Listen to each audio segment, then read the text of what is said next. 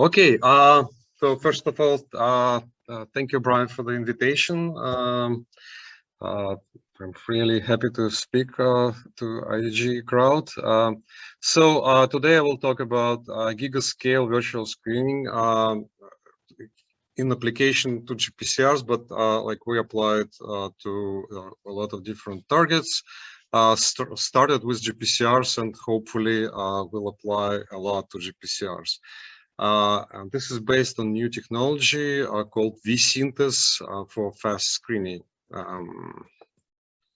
Okay, so I will start with pretty trivial mention that virtual ligand screening is better than a standard high throughput screening because like you start with a lot of compounds with virtual screening, you are able to narrow down to just like several hundreds, less than 100 for tests. And apart from just cost efficiency of this approach, it also makes certain further steps in validation, optimization of hits.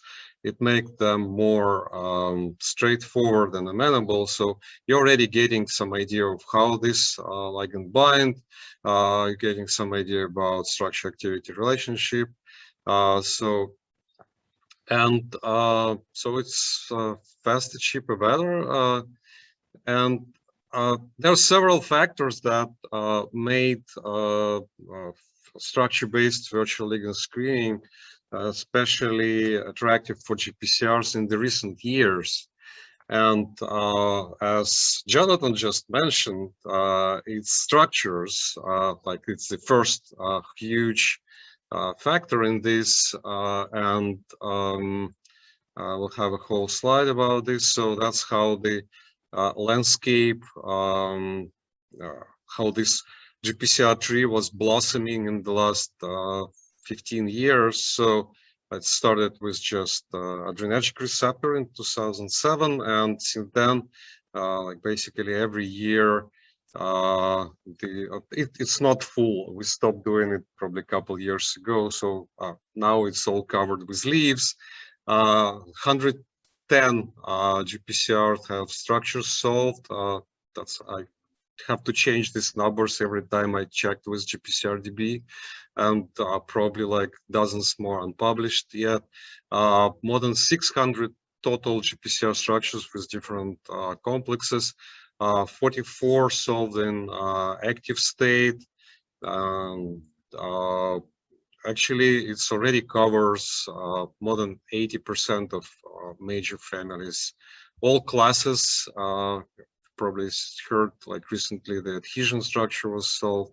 So the structural biology of GPCRs actually like introduced quite a few new technologies and pushing the limits. So X-ray itself got to 1.7 angstrom resolution. Free electron lasers at some point was like the most promising technology to speed up, and it also has like 1.8 angstrom resolution. But now Cryo-EM got almost to the same kind of resolution, and it's much easier. So like everybody switching to Cryo-EM, and there's tons of structures published every week, literally. And this, thanks to these techniques, is also spreading to like APO structures and orphan GPCRs. Okay, the second factor is availability of the pretty good screening technologies, so docking and screening technologies. And so the principle is very simple. You have to just try receptor and ligand, different positions, relative positions, score each position, select the best. So here is Art Olson from Scripps, who invented AutoDock, is doing it actually in 3D printed models. So you can do it manually. Much better to do it in computer because you need to to do it for millions of compounds. And we have a technology called internal coordinate mechanics. We use it for many years, that treats the docking procedure as a global energy optimization procedure. So the ligand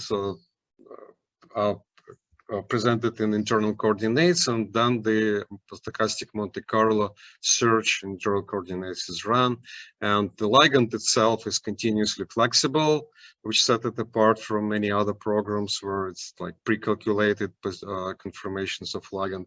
Our receptor is presented in a grid potential, which speed up a lot the calculations, and the energy is calculated between this all atom flexible ligand and the grid of the receptor. And there are several tricks to optimize and speed it up, and like ICM is quite prominent. It won last couple of Grand Challenge, D3R Grand Challenge, where they had blind predictions for docking and scoring. And like on top of this, actually, Jonathan just mentioned the problem that we have to deal with flexibility of the pocket. And one of the ways to deal with it is ligand-guided receptor optimization. So not every structure is carefully optimized with the ligand. Due to flexibility, sometimes it doesn't even bind well, docks well its own ligand in the structure. So to treat those inaccuracies and to account actually for other,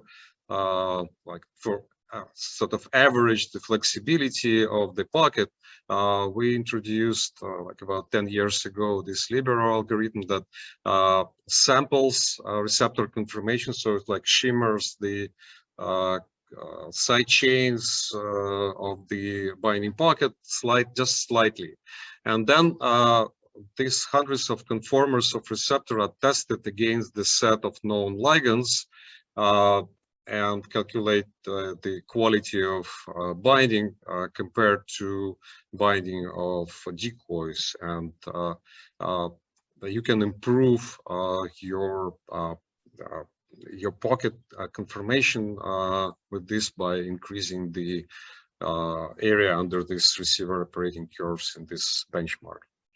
Okay, so this sort of set the platform for what we are doing, and we applied it over many years, like last decade, to many receptors. Some examples, published examples here, and actually it gives you pretty good hit rates and sub-micromolar hits in most cases. But there was like huge limitation. We usually didn't know what to do with the hits, because when you start looking for analogs, there are very few of them, and so you have to go into custom synthesis, and it becomes like really cumbersome to go forward from initial hits. What changed recently in this respect is availability of huge libraries of compounds that actually start to, if not feel, but take like reasonable part of the drug-like chemical space, and availability of computational resources. So this is figure from a recent paper of Brian Shoyhead, where they introduced ultra-large, ultra-LSD screening with like most of the compounds in this 500 million to 1 billion libraries from Enamine, coming from Enamine REAL, readily available ligand library that Enamine actually guarantees to synthesize in 5-6 weeks with 80% 6 rate. So if you select 100 compounds, order them from Enamine, they guarantee to synthesize 80 of them. The library is as diverse as like any diversity library or like more, and it's rapidly growing, and it has lead-like and drug-like subsets that basically the majority of the library is drug-like. And here is one of the examples again from Brian Shoyat lab, when they show that screening of 170 million compound can lead in several weeks, can lead to compounds that are as good as several years of medicinal chemistry in standard approaches. One thing that we have to remember here is that this ultra-large screening require quite large computational resources, whether it's Linux cluster, like in-house Linux cluster, or computing cloud. So we actually ran several of those screenings with like up to 500 million compounds, and I think we beat like some of the records that was never published. So we used up to 200,000 CPUs at once. The Google Cloud, screening 500 million compounds in 24 hours. The question here is cost. This screening cost like about $25,000 for half a billion compound. That at like bottom price at Google Cloud. And like imagine that if you have a bigger libraries like 10 billion compounds and more, this becomes like a real bottleneck. And there's several papers published recently that try to address this bottleneck, proposing acceleration approaches for screening. One of them from Harvard group, where they iterated from like very fast sub-second per compound docking algorithm like QuickWina, and then like the selected compounds were treated with like more elaborate docking approaches. And then another one, and there are several actually versions of this algorithm, were MolPal from Shkhnovich group, also at Harvard, where they iterated docking and machine learning filters. So you dock a subset of library, learn about hopefully the whole library from machine learning of these docking results, then do prediction on the whole library and dock this selected compound. So as you can imagine, both ways lose quite a lot of good hits, because like crude screening in the beginning just can kill a lot of compounds, and machine learning from a subset cannot learn about the whole library actually. So this have, but the main limitation of both approaches is that they scale linearly with the number of compounds. So if you keep scaling up the library, and it will, they will run into the cost problem again. So why we think that library will actually grow, and like what is chemical space? Let me like come back a little bit to this. So the drug-like space was estimated to 10 to 23 and more compounds, and when we are talking about like 10 million compounds that are available on shelf from chemical companies, it's like really a small speck in this space. And when you find some hits here, it's a very long way to lead and to drug, and this way leads through many steps of custom synthesis. So each you need to basically, like when you identify a hit, you need to find chemical pathway to resynthesize it, and then to introduce derivatives. And So this involves a lot of custom chemistry. Usually, like I need to generate hundreds of compounds to get to lead and medicinal chemistry to drug. Now, what Enamine REAL library actually changed here is their approach is they like over quite a long time and with huge efforts. I know they started it more than 15 years ago.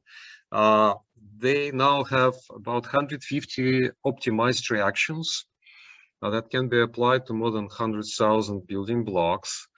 And when you apply all the combinatorics here, it comes to about 10 billion compounds in so-called real space. So those are compounds that are available for synthesis, but with 80% success rate. Now, in addition to those building blocks that are actually sitting already in their robots ready to be synthesized, there are 20 million of tangible building blocks that can be really easily synthesized. And if you take into account this tangible space, it comes to 10 to 13 and like with loose estimate 10 to 15 compounds. So we are talking about trillions, even septillions of compounds. Now, this space, of course, is virtual. It's the reactions are time and cost optimized, and actually most of them are so-called like one-pot reaction when you just put two compounds and one test tube and flashlight or like put in microwave and have very high yield. And this they are like most of them have drug likeness, good drug likeness, and this maintains diversity. And if you find some hits in like say real space, the bonus to this is that there is a notion of analogs to these compounds. So if you find a hit, you can order compounds from the same space very fast and reasonably priced, and you can make almost all the way to like drug staying with this space. So this streamlines the whole process of drug discovery in a way, rational drug discovery. Now, as I mentioned, the bottleneck to all this, to screening like more than 1 billion of compounds is just like computational docking. If you have more than 1 second per docking, it runs into huge time and like cost expenses. So the idea is to be able to scale with the growth of the libraries, you need to use chemical modularity. They are all built from building blocks that Enamine calls syntons. So what usual screening, standard screening does is enumerate all the compounds and put them in the library. So for example, like zinc has 1.4 billion compounds now, and like it grows.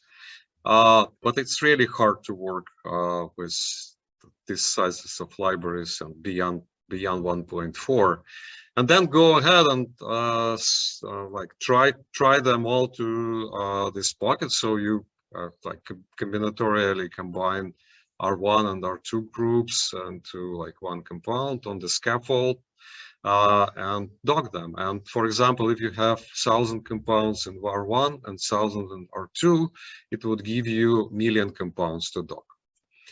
Now, the idea is to do it like one by one. R1 combined with the scaffold, try docking here. Okay, so we have found their like hit for part of the pocket. So it's some sort of fragment-based discovery on the fly. And then take R2 and like try different R2s until you find a good match. And of course, this is like very trivialized. there is never perfect matches and so on. So there are like 1,000 compounds on all the sides. Again, if you have R1 and R2, like 1,000 of them, this procedure requires only 1,000 plus 1,000, 2,000 dockings instead of million. Now, there are quite a few of 3-component reactions where you have 3 R groups, and 1,000 by 1,000 by 1,000 give you a billion on this side and 3,000 on this side. So you can see with the scaling up, the advantages of this approach grow. Okay, so it's a very trivial scheme that has to be sort of implemented in real life, and that's what we've done. So basically, this is called V-SYNTHES, virtual synthon hierarchical enumeration screening. So what it does, it takes this chemical space, and Enamine provided us with all the chemical reactions and synthons that used to build this chemical space. And instead of like fully enumerating them, we built a so-called minimal synthon library that enumerates one side, but puts a cap on the other side. So it's a minimal synthon. It's like either a methyl group or phenyl group, depending on like what the chemical reaction on this side. It is actually required. It's a very important step, because if you don't do this, in most cases, this group, the reactive group, is like amino or like something polar and reactive. So it tend to stick to like a lot of places where it shouldn't be. So for compound to resemble the final compound, you need to cap this second group. So you come up with minimal enumeration library. So in this case, 600,000 compounds that represent the whole space. They are docked. They are smaller. They are like fragment-like compounds that do not fill the pocket completely, but they still can be scored. And actually, many docking algorithms, including ICM, are optimal for compounds of this side for docking. They are docking faster and more accurately. Then the top 1,000 to 10,000 of these minimal fragments are selected and enumerated fully, and then docked again. And if there's like 3-component reaction, so like it goes through several iterations. So the second iteration of this enumeration. If it's 4-component, like another additional step of this enumeration. Okay, so that's the algorithm, and the first benchmark sort of sanity test, as one of the reviewers called it, is to see what we like at this final step of docking, how the previous steps, how they enrich the library in good compounds. So we call this enrichment factor, and it calculates like how many more hits at certain threshold of the score we have from like at the final enumeration step from the synthesis. You see many more than from like random subset of this side, and we compare the sizes. And if you just take into account scores of docking, like forget about poses, just like top compound that come in terms of scores, you already get enrichment factor about 40.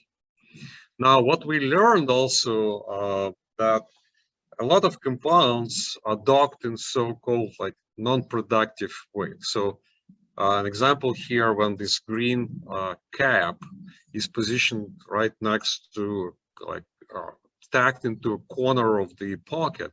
And if you imagine, if you try to enumerate it, there is no space for compound to grow here. So we call this non-productive poses, and you can find them by like naming those corners, atoms that's sitting in the corners, and just avoiding close contacts with those atoms. And if you take into account those poses, the enrichment factors grows to more than 200 for 2 components reactions, and more than 400 for 3 component reactions. Now we ran this so that was only like computational benchmark. We ran it in a real life prospective screening for cannabinoid receptors. We got 22 compounds better than like submicromolar compounds here, and they were selective in the GPCR test.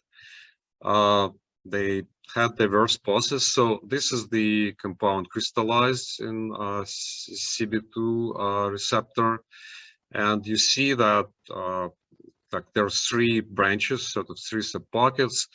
Some of our hits like explore only 2 of them. Some like most of them all 3.